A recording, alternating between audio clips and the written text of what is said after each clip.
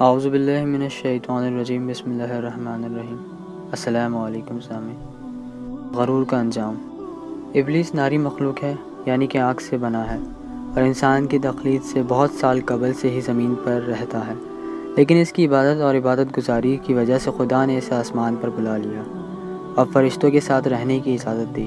اپنی عبادتوں کی بدولت ابلیس پہلے آسمان تک پہنچ گیا، جہاں پر اس کا نام عابد ہو گیا۔ کچھ عرصے بعد انہی عبادت کی بدولت دوسرے آسمان تک پہنچ گیا، جہاں پر اس کا نام زاہد رکھ دیا گیا۔ پھر کچھ عرصے بعد تیسرے آسمان تک پہنچ گیا، جہاں اس کا نام عارف تھا۔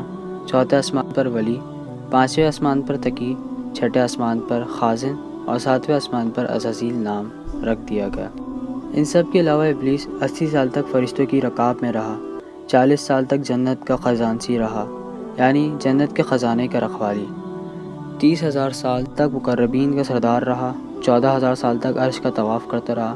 اتنی منزلت اور اتنے رتبے کے بعد بس ایک غرور نے اس کی ساری عبادتیں منہ پر مار دیں۔ خدا نے آدم کو تخلیق کر کے ابلیس اور تمام مخلوقوں کو کہا کہ اس مٹی کے مجسمے کو سجدہ کرو۔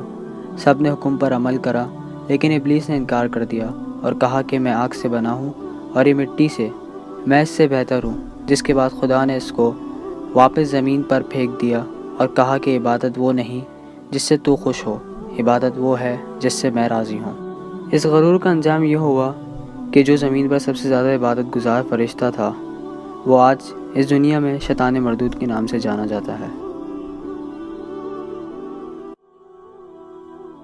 ہمارے اس چینل اسلامک سٹوریز کو سبسکرائب کریں اور اس بیل آئیکن کو پریس کریں اور لائک، کمنٹ، شیئر کرنا نہ بھولیں۔